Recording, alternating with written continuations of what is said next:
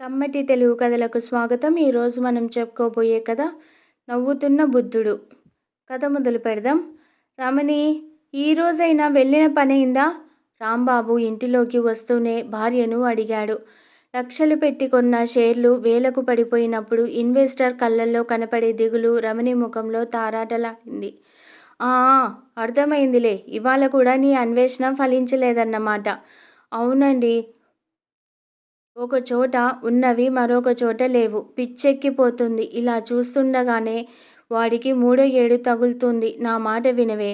ముందు మన ఇంటి దగ్గరలో చేరుద్దాం. కాస్త పెద్దయిన తర్వాత నువ్వు చెప్పినట్టు చేద్దాం అంటూనే సడన్గా ఆపేశాడు. చెవులు రిక్కించాడు. కర్కర్మని గులకరాళ్ళు నోట్లో వేసుకుని నములుతున్న చప్పుడు.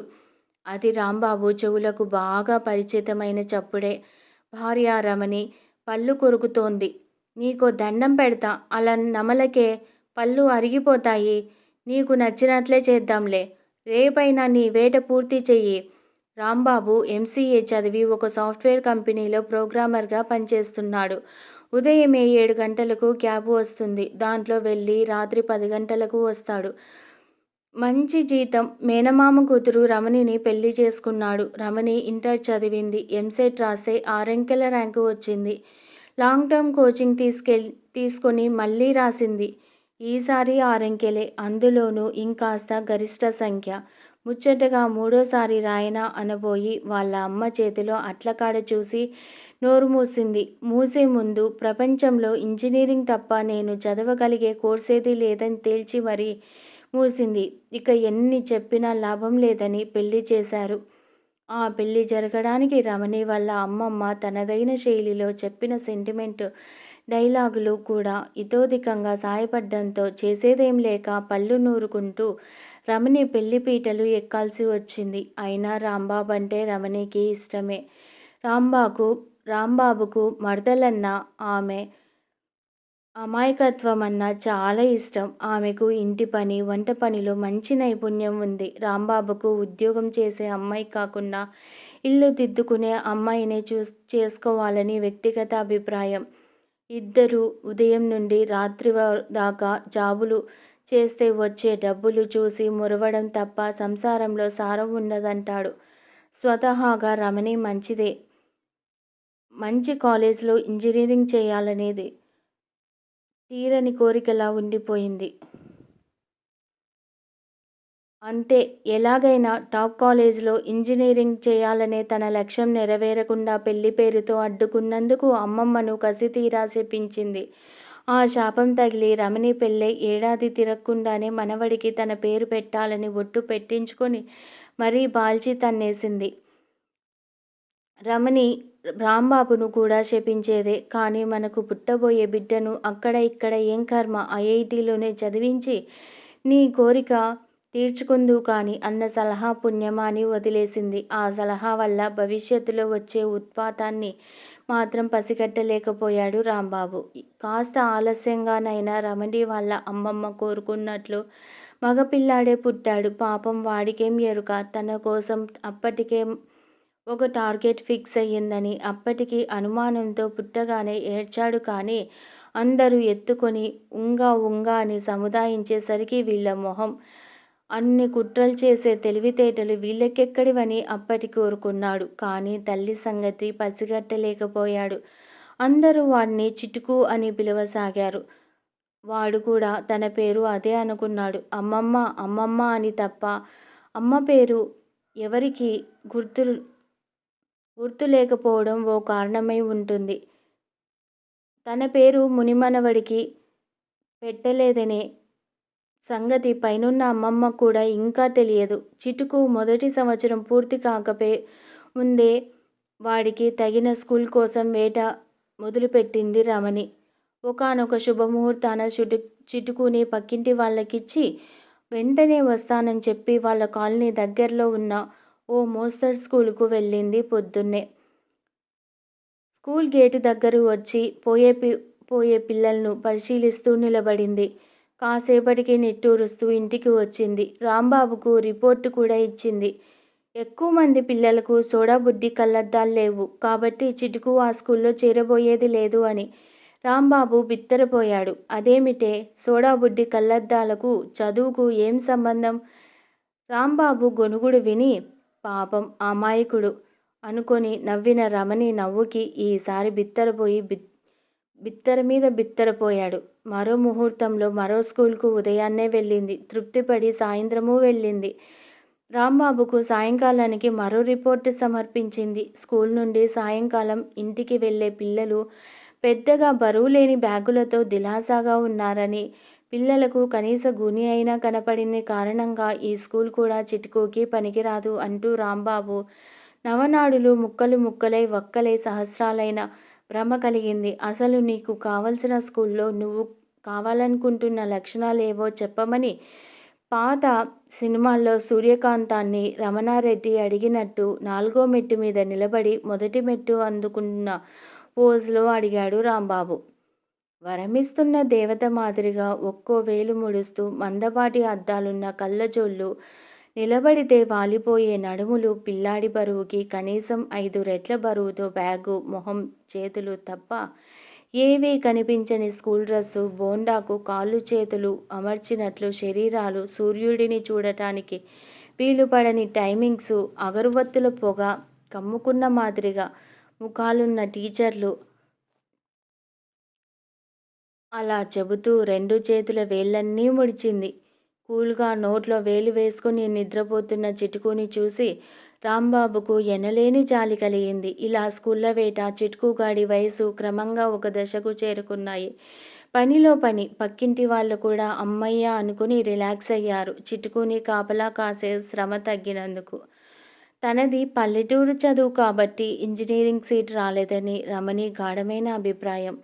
తను అలాంటి పొరపాటు చెయ్యదు అని మనసులోనే శపథం చేసి ఆ సిటీలో ఉన్న అన్ని స్కూళ్ళు జల్లెడ వేసి చివరికి ఒక స్కూల్లో అడ్మిషన్ తీసుకున్నారు. ఒకరోజు దగ్గరలో ఉన్న గుడిలో సరస్వతి పూజ చేసి చిటుకుని అటు నుండి అటే స్కూల్కి తీసుకుపోయాడు.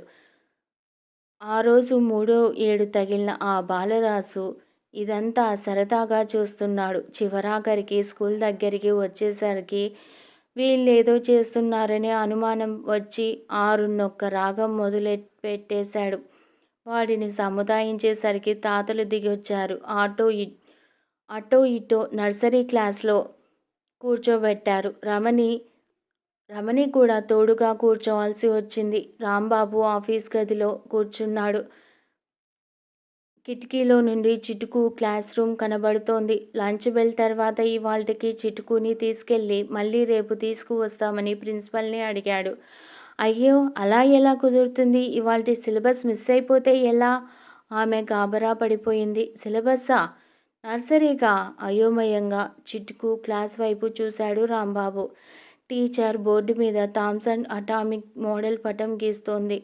అదే తరగతిలో చిటుకుకి తోడుగా కూర్చున్న రమణి బోర్డు వైపు తన్మయంగా చూస్తోంది. కళ్ళు నులుముకొని బోర్డు వైపు మళ్ళీ చూశాడు రాంబాబు.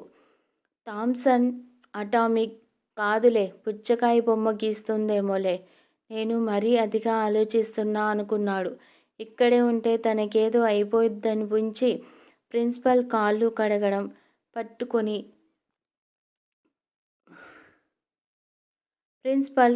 గడ్డం పట్టుకొని ఆ రోజుకి చిటుకుతోనే బయటపడ్డారు. ఈ రోజంటే మొదటి రోజు కాబట్టి పర్వాలేదు. రేపటి నుంచి స్కూల్ డ్రెస్లోనే రావాలి, లేకపోతే ఫైన్ కట్టాల్సి ఉంటుంది. ఆఫీసు తలుపు దాటుతుంటే వినపడింది. ఎదురుగా వస్తున్న కుర్రాన్ని చూస్తే ప్రెషర్ కుక్కర్ విజిల్లాగా వాడి తలకాయ కాయమేమో కుక్కర్లో ఉడుకుతున్నట్టు అనిపిస్తే రమణి మాత్రం వాడివైపు అబ్బురంగా చూస్తోంది. వెనక్కి తిరిగి చూస్తే ప్రిన్సిపల్ కఠినమైన చూపుతో మొహంపై మట్టి గోడ మీద వేసిన డిస్టెంపర్ లాంటి నవ్వుతో లకలక అంటున్న చంద్రముఖిలా కనపడ్డాడు రాంబాబుకి. ఇంటికి రాగానే రమణి కాళ్ళ మీద పడ్డంత పనిచేశాడు రాంబాబు. ఆ స్కూలు వద్దంటే వద్దని అంతకంటే కఠినంగా తన ట్రేడ్ మార్కు చప్పుడు చేస్తూ చెప్పింది రమణి. తన నిర్ణయం మారదని. ఇప్పుడు రమణి మొహం కంటే అక్కడ ప్రిన్సిపల్ మొహమే ప్రశాంతంగా ఉందనిపించింది. చూస్తుండగానే రోజులు నెలలు గడుస్తున్నాయి. తన లైఫ్లో జరిగిన పొరపాట్లు చిటుకు లైఫ్లో జరగవద్దని అన్ని రకాల జాగ్రత్తలు తీసుకుంది రమణి.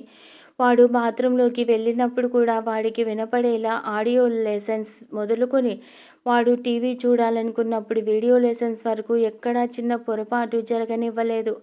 మాటి మాటికి గోర్లు చూసుకుంటూ కొరుక్కుంటున్నాడని ఆ గోర్లపై కూడా పర్మనెంట్ మార్కర్తో వివిధ ఫార్ములాలు రాసేది. కారపూసలో త్రికోణమితిని, చపాతీలపై కెమిస్ట్రీని, వాడే వస్తువులపై ఫిజిక్స్ని, అలా చిటుకు తినే పదార్థం, వాడే వస్తువు దేన్ని వదిలిపెట్టలేదు రమణి.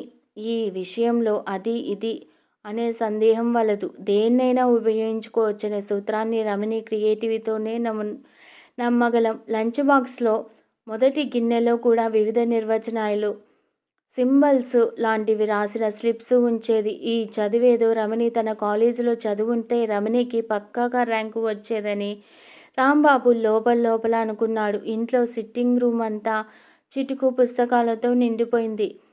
కంప్యూటర్ ట్యాబులు వచ్చి చేరాయి. గోడల మీద డిఫరెన్సియేషన్, ఇంటిగ్రేషన్ ఫార్ములాలు, పీరియాడిక్ టేబుల్స్ తిష్టవేశాయి. క్రమంగా ఆ గదిలో ఉన్న సామాగ్రి హాల్లోకి, ఆ తర్వాత బెడ్రూమ్లలోకి ఒక్కొక్క అడుగే వేస్తున్నాయి.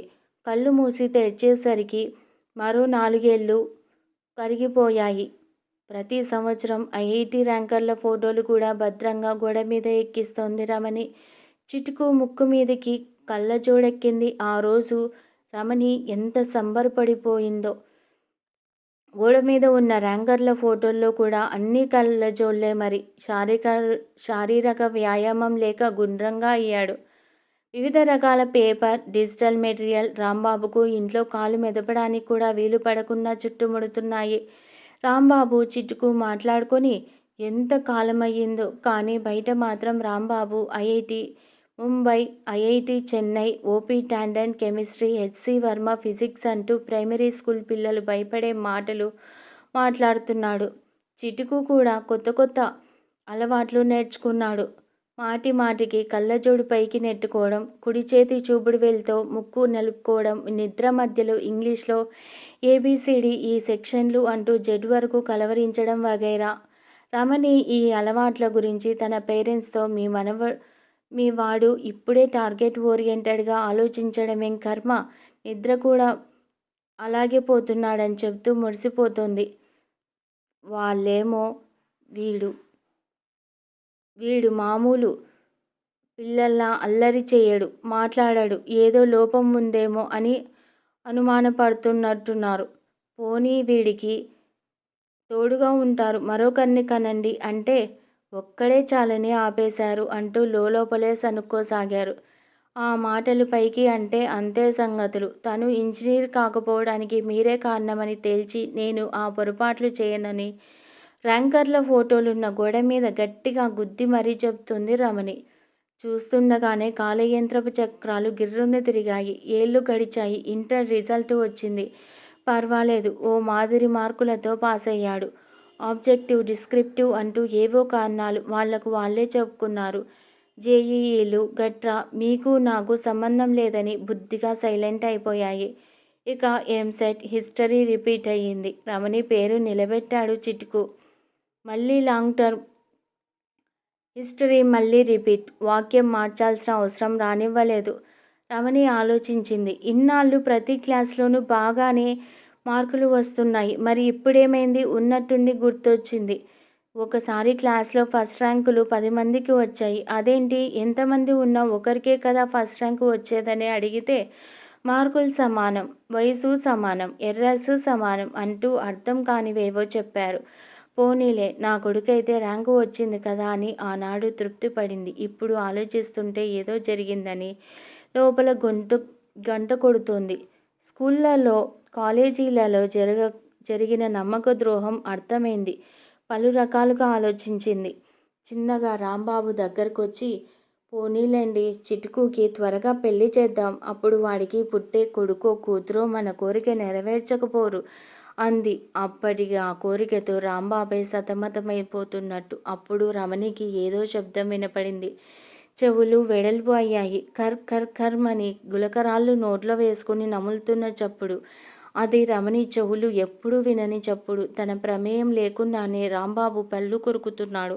ఎదురుగా అటక మీద కనబడుతున్న వస్తువు వైపు అతని చూపులు సాగడాన్ని రమణి పసిగట్టింది. ఆ వస్తువు ఎప్పుడో తమ పెళ్ళప్పుడు సంప్రదాయం కోసం వచ్చి ఇంట్లో తిష్ట వేసింది. అప్పటి వరకు ఎప్పుడూ అవసరపడనిది రోకలి బండ. గోడమీద పీరియాడిక్ టేబుల్లో సిల్వర్ మెటాలిక్ కలర్లో యురేనియం మెరిసిపోతోంది. అప్పుడెప్పుడు రాంబాబు పుట్టడానికి కొన్ని నెలల ముందు 'నవ్వుతున్న బుద్ధుడు' అనే కోడ్ నేమ్తో పోఖ్రాన్ మొదటి అణుపరీక్ష జరిగింది. దాని తాలూకు పేలుడు ఇప్పుడు ఆ ఇంట్లో జరిగే సూచనలు కనిపిస్తున్నాయి. ఇవేమీ పట్టనట్టు చిటుకు బయట ప్రహరీ గోడ దగ్గరకు వెళ్ళాడు. ఇలాగే జరుగుతుందని వాడికి ఎప్పుడో తెలుసు. కాకపోతే చెప్పడానికి అవకాశం ఎక్కడిది? ప్రహరీ గోడపై గడ్డం ఆనించి నిలబడ్డాడు. ఆ పెదవిపై సన్నని పెన్సిల్ గీతల మీసాల జాడ వాడి చూపు ముక్కుపైకి నెట్టుకుంటున్న కళ్లద్దాలం గుండా గోడమీదుగా ఎదురుగా కనిపిస్తున్న గ్రౌండ్ వైపు ఉరికింది. అక్కడ పరుగులు పెడుతూ ఆడుతున్న పిల్లలపై నిలిచింది. ఆశ్చర్యంగా ఒక అద్భుతాన్ని చూస్తున్నట్టు మేను మరిచిపోయాడు. ఇంటికి కొద్ది దూరంలోనే ఇలాంటి గ్రౌండ్ ఉందని ఇప్పటి వరకు వాడు గమనించనే లేదు. సరిగ్గా అప్పుడే మైదానం నుండి పిల్లల లేత పాదాల తాకిడికి లేచిన ఓ ధూళి మేఘం చూస్తుండగానే గాలిలోకి కలిసిపోయింది వాడి బాల్యంలా. ఈ కథ మీకు నచ్చినట్లయితే ప్లీజ్ లైక్ చేయండి, షేర్ చేయండి. కమ్మటి తెలుగు కథల ఛానల్ను సబ్స్క్రైబ్ చేయండి. Thank you very much.